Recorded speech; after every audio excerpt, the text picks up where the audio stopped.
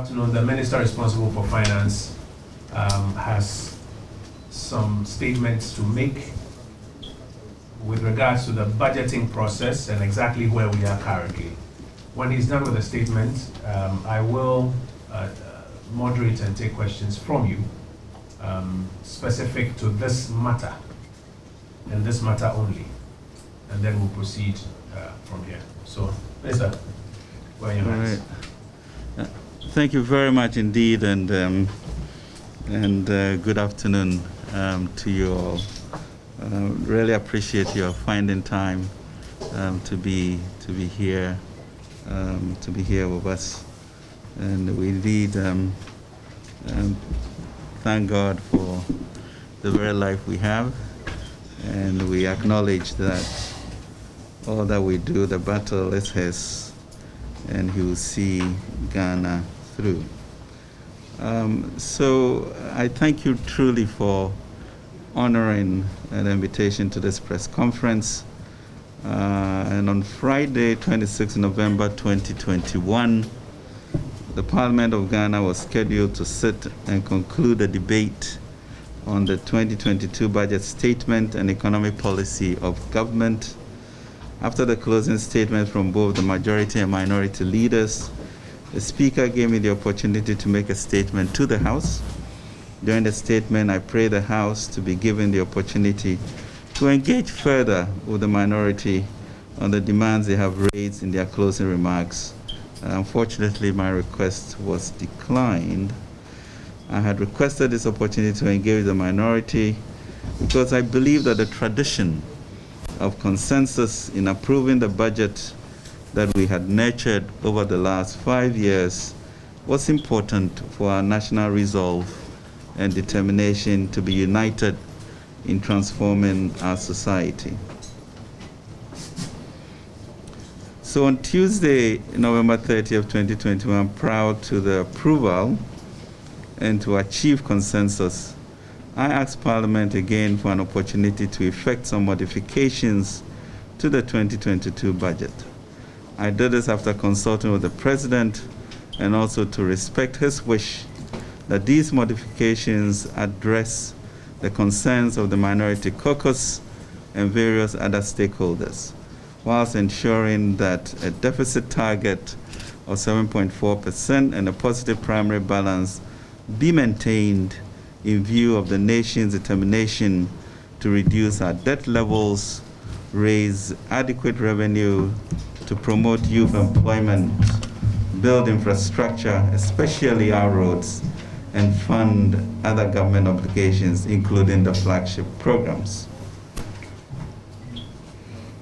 So on behalf of the President, I have written to the Right Honorable Speaker of Parliament with details of modifications in response to emerging concerns by all stakeholders, including the Minority Caucus.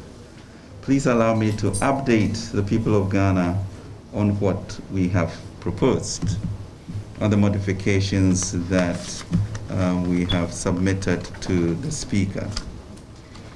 With regards to Ajapa Royalties Limited, we shall amend paragraphs 442 and 443 to take out reference to mineral royalties collateralization. It's important to note that any reference to Ajapa was for information purpose and as such was not reflected in the fiscal framework of the budget. In respect of the unfortunate tidal waves which rendered about 3,000 people homeless in Keta, Ketu South, and Anloga constituencies, we shall make the necessary budgetary allocations of at least 10 million Ghana cedis to complete the feasibility engineering studies for the coastal communities adversely affected. We'll broaden the scope of the study to consider a more comprehensive solution to protect Ghana's 540 kilometers of coastline, including the 149 kilometers between Aflawe and Pram. Meanwhile, NADMO has responded to the humanitarian crisis created by the tidal waves on the coastline. Relating to the ACA energy transaction, we shall amend paragraphs 829 of the 2022 budget on the acquisition of a stake from Aker Energy and AGM Petroleum by GMPC to reflect the resolution of Parliament dated 6 July 2021 that the terms and conditions of the loan for the acquisition of the shares shall be brought to Parliament for consideration pursuant to Article 181 of the Constitution. And on the benchmark values, we shall avert any hardship to importers and consumers while safeguarding the interests of local manufacturing industries to secure and expand jobs for our people. The administrative exercise, which review 43 out of 81 line items, has the objective to promote local manufacturing and the 1D1F policy, including the assembling of vehicles. It is important to note that this adjustment affects only 11.4% of the total CIF value of imports, of which 50% is for vehicles. From our analysis, the potential increase in retail prices should be relatively insignificant, and therefore inflation should be muted.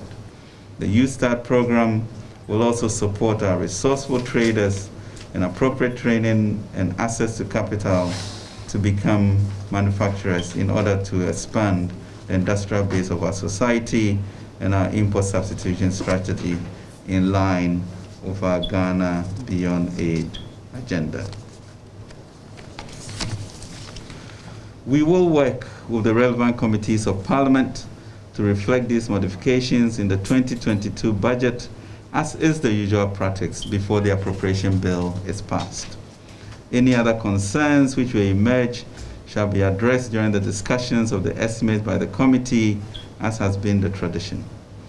On the matter of the E-Levy, the elephant in the room, having regard to its serious fiscal implications, we'll continue our consultations with the Minority Caucus in Parliament and other relevant stakeholders with a view to achieving consensus and reverting to the House in the shortest possible time.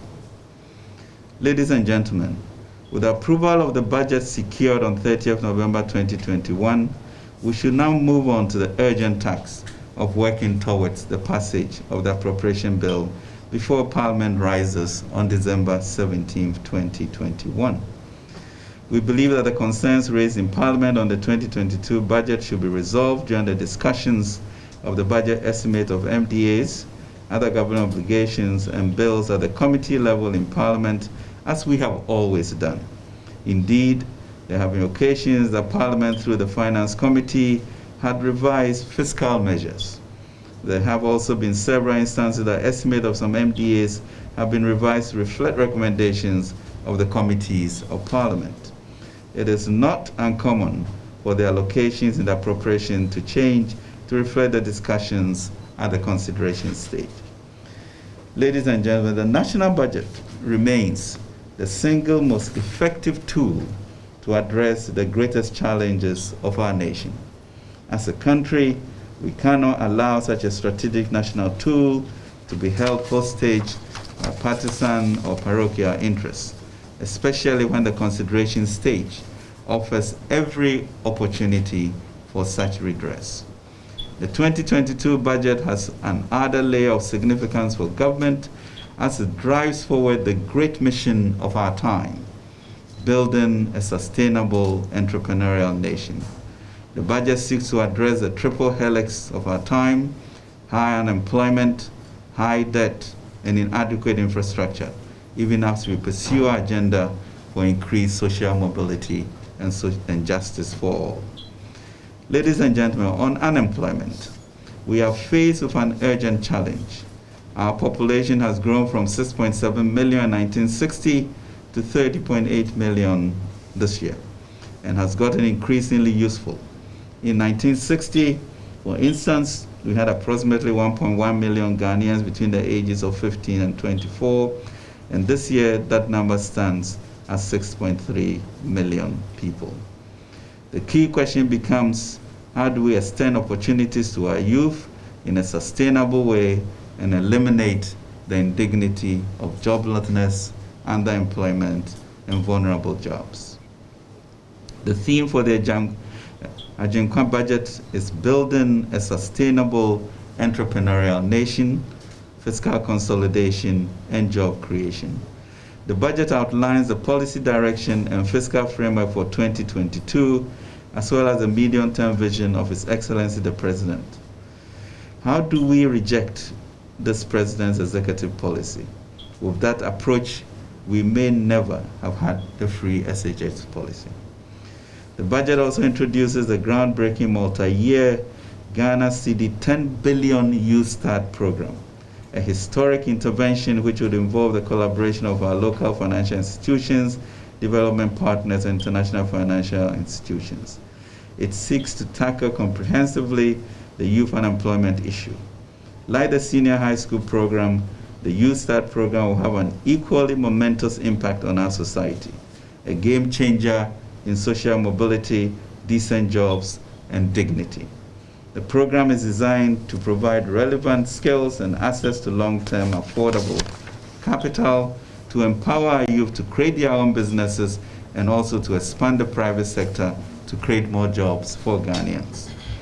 Ladies and gentlemen, as I mentioned in my budget speech, recent economic data suggests that the overall tax to GDP ratio for Sub-Saharan Africa in 2018 was 16.5%.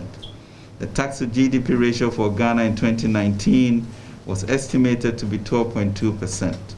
Our tax to GDP ratio is lower than our peer countries in West Africa and significantly lower than many developed nations. South Africa 26.7%, Senegal 16.4%, Sub-Saharan average 16.5%, and Ghana 12.2% in 2019. Ladies and gentlemen, these statistics are a poor reflection on the country and highlight the need to change the narrative. We cannot continue to depend on such a low tax base to generate adequate revenue, service and reduce our debt, to build our infrastructure, especially roads, and to create needed jobs for our youth. The future is therefore one of sacrifice from all of us and burden sharing as a people with one language to transform our republic.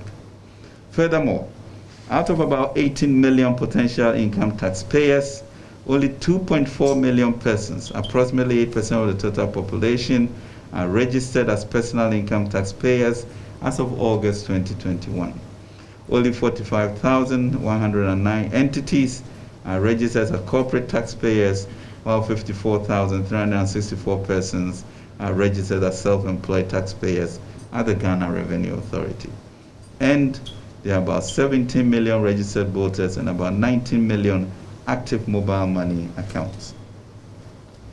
In using the 17 million registered voters or the 19 million mobile money accounts as a proxy for Ghanaians that are of adult age and economically active, and comparing to the 2.4 million Ghanaians who pay income taxes, we are confronted with the stark reality that the structure of our economy is quite informal, unlike the Western economies, and as such, the traditional tax handles, the personal income tax, also known as payee, may not be as effective in raising the required revenue. Ladies and gentlemen, we are determined to enhance domestic revenue mobilization. The essence of our proposal on the E-Levy is to widen the tax net and generate the required revenue to support entrepreneurship, youth employment, to build our infrastructure, especially roads, and reduce our debts. Permit me to emphasize that the E-Levy represents our greatest opportunity to, in the medium term, broaden the tax base and meet the tax to GDP ratio of 20% as pertains among our peers. To lessen the impact of the E-Levy on consumers and subscribers, especially the more vulnerable, we shall work with all stakeholders, including the techos, to ensure that we respond to the needs of the people. We shall also ensure that administrative measures will be taken to avoid attempts at evading the E-Levy taxes. The proposed E-Levy is largely progressive. We have intentionally set the Ghana cedi 100 threshold, covering about 40% of Momo users, mindful of the need to exempt vulnerable groups while continuing to encourage the development of our nascent digital economy. This, to a very large extent, would ensure that a significant number of Ghanaians low-income earners in the informal sector whose daily transactions fall below the 100 CD threshold are totally exempt from the payment of the E-Levy. There are other issues that have been raised by the minority caucus and concerned citizens, such as increasing fuel prices, poor infrastructure, and insufficient job creation. We expect this budget to tackle all of these issues. The provision of the threshold demonstrates a caring government. The actions of a government that has since 2017 implemented some of the most innovative social intervention that this nation has ever seen. As you can see from the budget, various measures have been outlined. We'll continue to remain people-centered in our transformation agenda through the E-Levy and other revenue financing sources. We'll be establishing the unprecedented 10 billion Youth Start program, our vehicle to remove the fundamental impediment to the growth of enterprises in Ghana, access to capital. We'll also address the provision of the requisite skills for our young people to confidently start, manage, and expand their own businesses while expanding the private sector to create more jobs. Significantly overhaul the digital infrastructure on which the transactions occur. This is to increase the assurance and protection as well as security within the cyberspace. We will aggressively expand the digitization agenda to bring more convenience to Ghanaians. Efforts to improve the delivery of health by digitizing records, supporting platforms for e-pharmacy, and improving birth certificate issuance to newborns will be sustained with funding from this levy. And to expand road infrastructure, we are currently working with the Ministry of Roads and Highways to finalize all the roads to be supported by the E-Levy. We expect to publish this list by end of this year. Fellow Ghanaians, putting a levy on electronic transfer is undoubtedly a new and innovative way of raising revenue for this country that leapfrogs the lack of the typical infrastructure that is required to collect taxes via traditional means. This approach capitalizes on the new digital age that we find ourselves in today and the advent of e-money and proliferation of online transactions. Most of us today are just as comfortable ordering food online or clothes from a virtual shop as we are walking into a shop or a restaurant. We need to review our approach to tax collection to reflect this new reality. But of course, with all such new cutting-edge and innovative initiatives, we do expect to encounter some challenges during the implementation stage, as we humbly request that you all bear with us as we roll out this new way of revenue collection. We'll also set up call centers to receive any complaints and all suggestions. In this consultation period, we expect to listen more to such views and ensure that the mistakes that others have made are averted in Ghana. To protect the public purse, ladies and gentlemen, we have also heard increasing concern on the need to be efficient with public expenditure. As a government, we have demonstrated full commitment to protecting the public purse and using the funds through various revenue policies judiciously. But there's more to be done. In the 2022 budget, we have committed to consolidate our efforts through the following measures. The use of the Ghana Integrated Financial Management System in initiating and processing all requests will be strictly enforced. Additionally, GIFMIS will be retooled to enable potential contractors and suppliers to verify and confirm availability of funding for awards of contracts. Only items specified in approved MDA's procurement plans posted on the PPA website can be considered for procurement contracts, and ensuring that MOUs and agreements that commit the government of Ghana financially are first and foremost approved by the Minister for Finance. In conclusion, ladies and gentlemen, the full consequences of not passing a budget are serious. This would imply that from 1st January 2022, for government to continue work, we will need to obtain parliamentary approval to spend in advance of appropriation. Other than that, the entire government will have to shut down, which would mean, to name a few, no salaries for the almost 700,000 public sector workers, including nurses, doctors, teachers, personnel of the security services, no government services and other expenditures, including payment of contractors, uncertainties in the business environment, and pressure on the currency leading to currency depreciation. Furthermore, would have incurred devastating damage to our fiscal consolidation program, debt sustainability, and international capital markets credibility.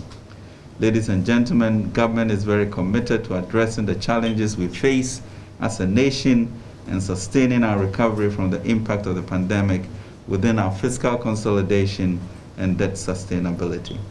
We have a very competent team managing the economy, and the prospects are bright.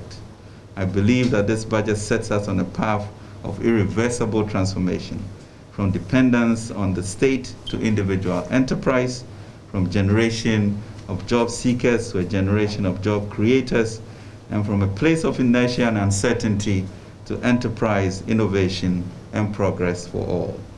Let me express my deepest appreciation to Parliament for the continuous support we have received over the years. We will count on them for approval of the estimates and appropriation. We are also thankful to the Ghanaian people for their sustained interest in the process towards building our nation for today and the future. I would like to take this opportunity to send a congratulatory message to our industrious farmers and fisher folk for their tremendous contribution to the economy and development of the country. As you know, last year, the agri sector grew by 7.4%. We are truly grateful for your hard work in feeding this nation and delivering stable economy, muted inflation, and will continue to support you to achieve even greater feats. Let me also take this opportunity to congratulate the President as the Man of the Year in the Forbes magazine, continuing to show the beacon for Africa and the world. Ladies and gentlemen, I thank you for your attention, and God bless us all. And let us move with courage, with love, with self-discipline, and the good Lord will bless us and bless our nation, Ghana. Thank you very much.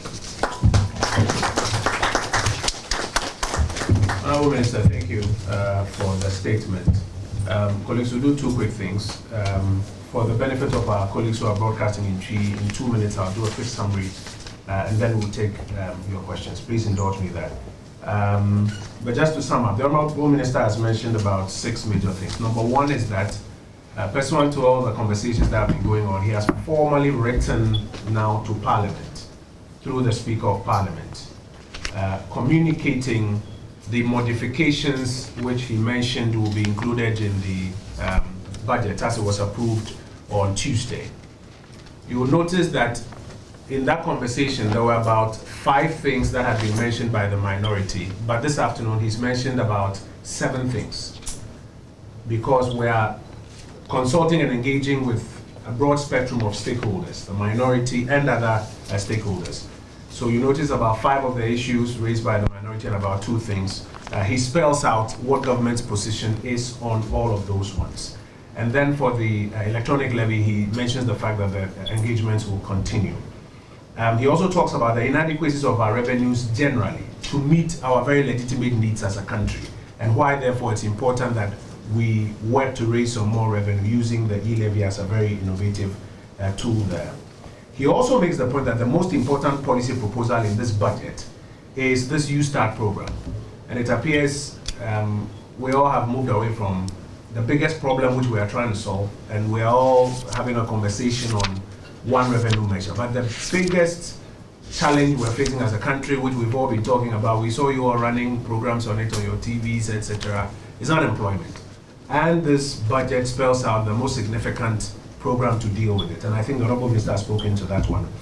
Again, the 7th item, expenditure rationalization, it wasn't part of the 5 issues that have been raised by the minority.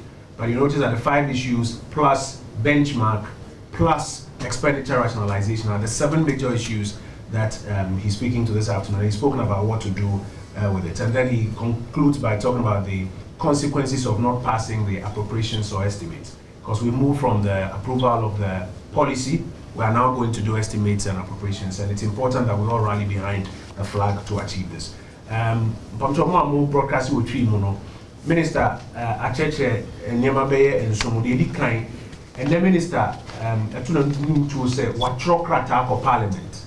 watro krata for parliament formally as a krata no the wom any ensem a abra ye approve budget no oka say yendane ani kakra o budget na odi koto ho ni mu potokasa mu yesi modifications so we ka ya parliament approve policy no Mr. Speaker, like I said, the budget is approved subject to sa enema no and said ebi obeka enu anu ba odom kuma no ma say sa enema no ye ntrom fem bae nti the minister tro krata e de call parliament and no na watch them was saying it etoso mienu nsem a